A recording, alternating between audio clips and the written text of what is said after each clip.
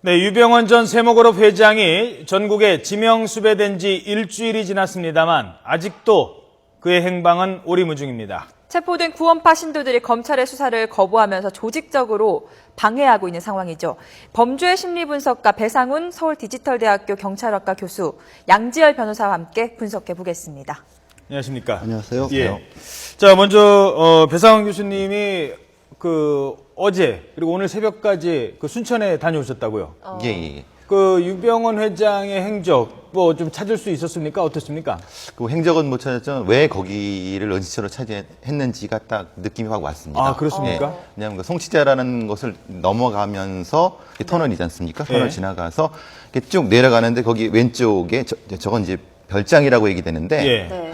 근데 저건 좀 뭐 잘못 판단한 부분인데 저건 별장이라기보다는 예. 그 교회 시설 비슷한 겁니다. 아. 그러니까 이제 이걸 이쪽에서 봤을 때는 별장으로 보이는데 예. 이걸 이 틀어서 반대로 봤을 때, 봤을 때. 봤을 때는 왜 그게 트는 게 중요했냐면 그 시각에서 흑염소집이 보입니다.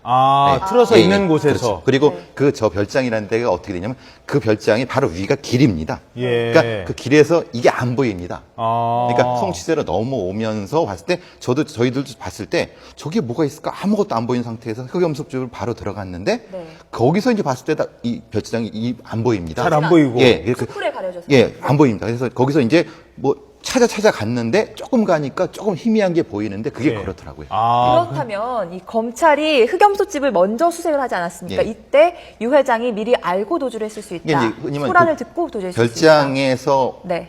봤을 때 그 밑에 움직임이 보입니다. 아. 그게 높은 데 있습니다. 그러니까 별장에서는 염소식당을 상황을 알 수 있는데 예, 예. 염소식당에서는 별장 상황을 안 모르고 보입니다. 예, 예. 그 상황이 딱 보입니다. 아, 그리고 이 얘기를 제가 왜 질문을 드리냐면 처음에 염소식당을 갔을 때요. 검찰 수사관이 들이닥치니까 네. 그 식당 주인들이 그렇죠.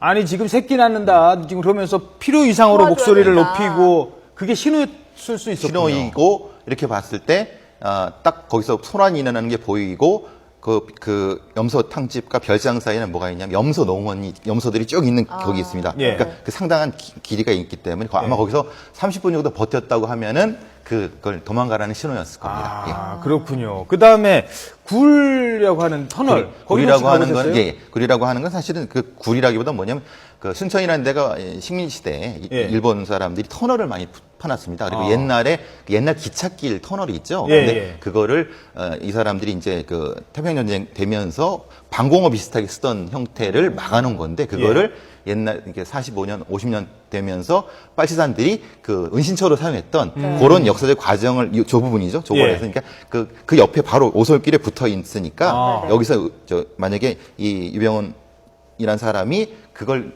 계획을 했다면은 쉽게 거기를 타고 산을 넘어가서 했을 가능성이 높습니다. 저 그걸 터널이 얘기하는 한 성인 남자 한 명이 들어가서 움직일 수 있는 공간이라고 하는데 저 터널을 지나면 전혀 다른 방향으로 이어진다고 그렇죠. 하던데요. 말하자면 왜냐면 어차피 터널이라는 게 산과 산을 관통하면서 뚫어놨을 테니까요. 아, 그러니까 네네. 송치제 저 바깥으로 연결돼 있고 거기엔 또 다른 길로 돼 있고 문제는 그 근처가 뭐냐면 많은 흔히 말하는 그 유병헌이라는 사람이 아는 그런 있습니다. 저는 참 놀란 것은 뭐냐면은 네. 그 수목원이 많습니다. 거기에. 수목원이요? 예. 아. 근데 수목원이라는 게 참 여러 가지 의미가 있지 않습니까? 예. 근데 수목원 자체가 문제가 아니라 수목원 앞에 있는 이름 보고 놀랐습니다. 무슨 수목원이에요? 근데 그걸 얘기하면 좀 애매한데요. 제가 말씀을 딱 드리면 이게 종교적 의미가 있는 수목원이라는 걸 딱 알 수 있을 정도로 이름이 무슨 수목원 앞에 뭐가 있고 그러면 그런 게 뚝뚝뚝 있습니다. 그럼 그 근처가 뭐냐면 다 구원파 그렇죠. 사람들의, 그런 공간이라는 네, 의미입니다. 공간이다. 왜 순천이. 저 사람이 저기에 갔는지가 딱 나옵니다. 아. 거기는 하나의 타운이군요. 그렇죠. 구원파 타운. 예. 네. 말하자면 안성에 있는 그것, 금수원처럼. 그렇죠. 네. 거기에 있는 그것. 그러면 이 사람이 다음에 어디로 갔다면 그런 비슷한 것, 그런 모양이 나옵니다. 다음 도주를 파악을 할 수 있다는 네. 거죠. 그렇죠. 모양을 파악할 수 있고 어떻게 안정됐는지 알 수 있다는 거죠. 네. 자, 그러면 저희들이 화면으로 좀 준비를 했는데요. 유병헌의 예상 도주로입니다. 화면과 함께 살펴보도록 하겠습니다. 자, 첫 번째 시나리오를 한번 살펴볼까요? 먼저 여전히 순천 일대를 빠져나가지 못하고 은신할 수 있는 가능성이 하나가 제기가 되고 있고요. 다음 보겠습니다. 일명 빨치산 루트라고 알려진 구례 지역을 통해서 이미 다른 지역으로 도주를 하거나 아니면 인근 지리산에 있는 토굴에 숨어 있을 가능성도 제기가 되고 있습니다. 세 번째 살펴보면요. 제3의 루트를 통해서 자신의 근거지인 경기도 안성의 금수원으로 다시 진입을 하거나 또 네 번째 대두되는 시나리오는요. 항구 도시인 여수 등을 통해서 밀항을 시도할 가능성 역시 배제할 수가 없는 상황입니다. 자, 변호사님 지금 입을 떡 벌리고 계셨는데 네. 워낙에 좀 복잡하기도 하고요. 게다가 대구로 갈 수 있을 가능성도 있다고 합니다. 잠시 뒤에 질문을 드리겠습니다만. 변호사님 봤을 때는 지금 어때요? 지금 상황이 유병헌 회장. 글쎄 뭐 어디 한 군데를 찍을 수 있는 건 전혀 없고요. 예. 만약에 나온 것처럼 몇 가지 가능성이 있는데 일단 첫 번째로는 사전 답사를 했다라는 게 지금 알려졌고요. 네. 그다음에 지금 25일 날 그 순천 송치제 휴게소를 했을 때는 아마도 유병헌 씨와 대균 씨가 같이 있었던 걸로 지금 추정이 되고 있고요. 한편으로는.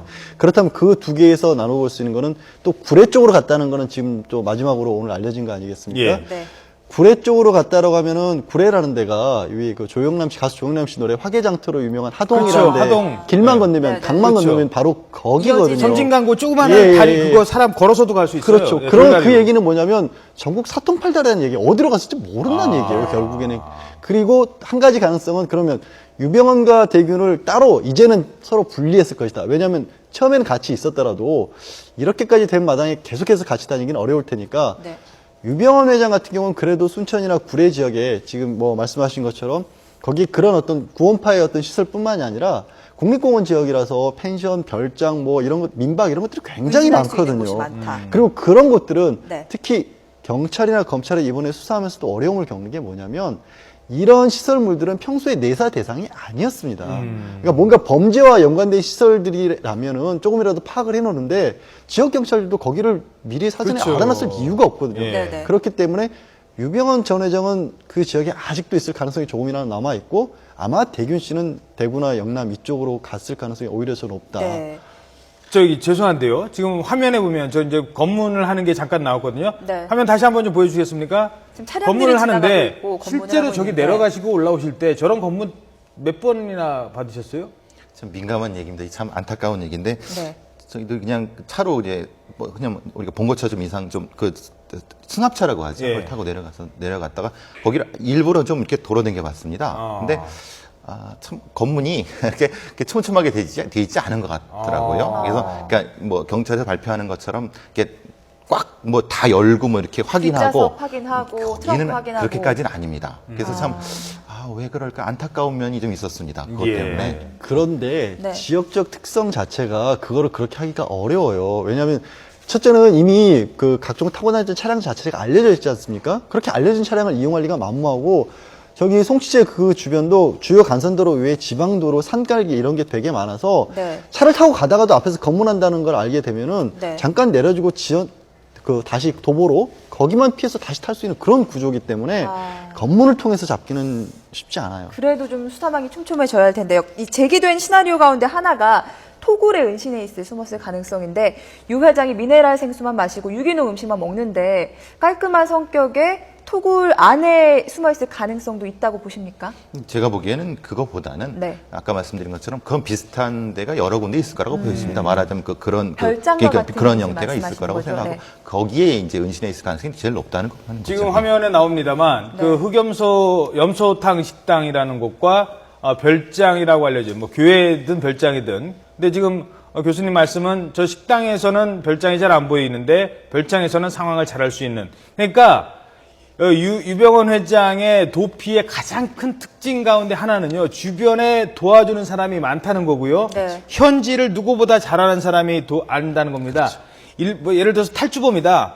그러면요, 돈도 없고 도와주는 사람도 없고 호롤단신에 지역도 잘 모르는데 어디 숨어 있다가 잡힐 가능성이 있는데 이 유병헌 회장은 일단 한 곳만 가면 그 지역의 지리를 누구보다 잘 아는 사람이 딱 포인트를 찝어서 여기 숨어 있으면 네. 이런 게다가 지원을 음식을 받는다는 거예요. 공급해주죠. 되고. 네. 그리고 또 하나는 돈도 있어요. 돈도 있고 확실한 통신수단도 있고 이동수단도 있고 예. 그렇기 때문에 어디 이렇게 토굴 같은 데 있을 거기는 가능성이 좀 떨어지고요. 근데 네네. 아까 말씀드린 그런 형태의 제3, 제4의 은신처에 예. 있을 가능성이 제일 높다. 그리고 황제도 피하잖아요. 혼자 안 가고 여러 사람 거느리고. 경호원 예, 있고. 뭐 왜 그러냐면 지금 전국 부동산에 그것도 주로 유 전 회장이 무슨 유기농 음식이나 이런 걸 한다고 하면서 사실 아까 말했던 터널 같은 것도 왜 구입을 했냐면 예. 간장 같은 거 저장 네, 시설을 원래는 이용하기 네, 위해서 젓갈 젓갈 같은 네. 거 네. 그런 곳들이 전국 곳곳에 1000곳이 넘는다고 합니다. 네. 그리고 거기 각 곳마다 관리인들을 두고 있는데 예. 그 관리인이라는 사람들이 누구보다 그 지역을 잘 아는 사람들이 그렇겠죠. 관리인이죠. 네. 그리고 두 번째로 이 단순하게 구원파 신도들이 어떻게 뭐 어떤 종교적인 이유로만 얽혀 있는 게 아니라 또 공동체 생활하면서 경제적으로도 굉장히 밀착한 이해관계를 가지고 있거든요. 서로 먹여주고 그렇죠. 살리는 이 사람들 거예요. 입장에서는 유병헌이 잘못되면 자기네들의 생존 기반도 잃게 된다는 생각을 하실 수가 있기 때문에 적극적으로 어떻게 보면 은닉을 도와주고 있는 거죠. 네. 자, 도주를 도운 구원파 신도들 지금까지 한 8명 정도가 검찰에 붙잡혔다고 하는데요. 체포된 신도들이 수사를 조직적으로 방해했다. 이런 정황들이 포착이 되고 있습니다. 조금 더 살펴보고 가도록 하겠습니다. 그래픽 준비해 주시죠. 네, 저희들이 네. 준비한 화면을 보면요. 구원파들의 그 방해 공작을 살펴볼 수 있습니다. 네. 자, 이 장면 어제도 보여드렸는데, 이재옥 이사장, 대학 교수고 병원 의사라는 분이 네. 기자들 앞에서 유병헌 없는지 뻔히 알면서, 자, 지금 한번 불러보실래요? 큰 소리 지르면 나와 보실 수도 있을지 모르겠습니다. 네. 야, 진짜, 글쎄요, 더 이상 얘기 안 하겠습니다. 자, 유병헌 회장이 검찰의 추정에 따르면 17일 이전에 금수원을 빠져나간 것으로 보이는데 18일에 이런 발언이 나왔고요. 예. 25일에는요. 유 전 회장의 순천 은신을 도왔던 염소탕집 부부 변모 씨가 아까도 저희가 얘기를 나눠봤지만 검찰의 수사협조에도 불구하고 40여 분 동안 흑염소 새끼 낳는 거 도와줘야 된다라고 소란을 피우면서 저항을 해서 유 회장의 도주 시간을 벌어준 것으로 보이고 있습니다. 그런가 하면 무슨 잉글리시 온리, 뭐 요즘에 뭐 영어만 쓴다고 무슨 네, 오렌지도 아니고요. 이분은 아주 영어만 쓴답니다. 한국말 할 줄 안 돼요. 저희들이 주변에 다 알아봤더니 네. 이 스페인어까지도 능통하고 그런데 영어만 쓰면서 수색팀이 혼선을 줬고 체포 과정에서 뭐 이런저런 의혹까지 지금 제기가 되고 있습니다. 일부 언론에서는 이 영어로 쓴 그 일기장이 내용이 나왔는데 네. 여기에 뭐 흠모의 흠모의 정이 있네 없네 뭐 이런 네. 얘기까지 나오고 있습니다. 그 부분은 저희들이 더 확인이 되거나 내용이 파악이 정확하게 안 됐기 때문에 네. 다시 말씀드리도록 하겠습니다. 자, 뭐 이렇게 해서 이재옥 이사장이 일단 구속이 됐다고 하는데 이런 부분이 유 회장이 도피를 하는데 압박으로 좀 작용할 수 있을까요? 총괄 기획했던 사람이라고 알려져 있잖아요. 글쎄요, 이제 어느 정도는 분명히 압박이 되겠죠. 왜냐하면 이재옥 이 사람이 뭐 배신을 하진 않겠지만 네. 혹시라도 배신하면 어쩌자는 생각이 사람이니까 들 수밖에 없을 것이고 그렇다면 최소한 이재옥이라는 사람과 함께 공동으로 기획했던 장소들에 대해서만큼은 네. 도피에 처해서 제외를 하겠죠. 그런 정도인데 문제는 어떻게 보면은 이런 뭐 말씀드리기가 좀 뭐하긴 하지만 이 사람들이 이렇게 잘 배신을 안 하고 수사에 거부하고 있다는 뉴스가 나가는 게 유 전 회장 입장에서는 안심이 되는 얘기일지도 모르겠습니다. 어찌 보면 이제 내가 뭐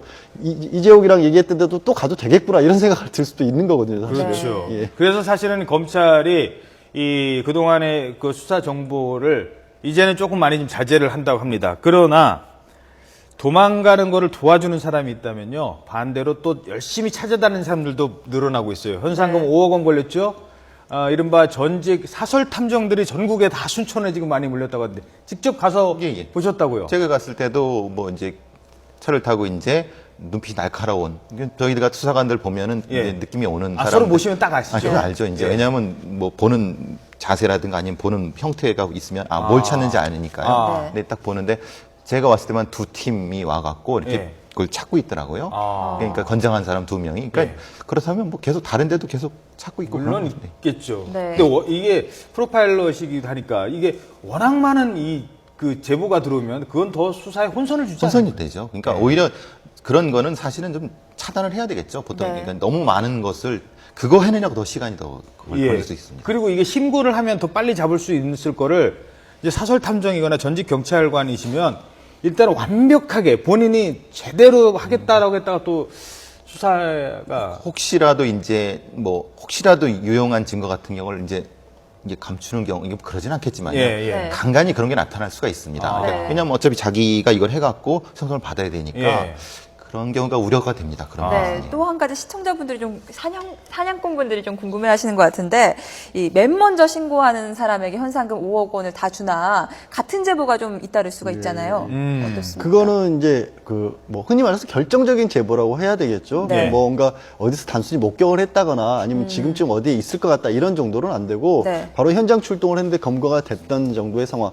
예를 들어서 신창원 같은 경우 있지 네. 않습니까? 바로 거기에서 목격을 하고 나와서 바로 신고를 해서 그 자리에서 바로 검거가 된 경우, 이런 경우에 그분에게 현상금을 드리게 되는 거죠. 그렇죠. 아, 어제 내가 결정적인 증거가 신고했는데 중요하다. 오늘 잡혔다. 이거 조금 애매할 수도 애매할 있어요. 수 있죠. 네. 예, 그런 상황 같은 경우에는. 예, 네. 워낙에 이 5억 원이라는 최상 초유의 현상금이라 지금 그러다 보니까 사실 지금 말씀하셨던 뭐 이게 현상금 뭐 사냥꾼이라는 표현까지 일부 언론에 예. 쓰고 네. 있는데 그런 분들이 그전에는 없었거든요. 예. 왜냐하면 네. 돈이 5억 원이라는 액수가 이건 사실 어마어마한 액수가 아니겠습니까? 그렇죠. 예.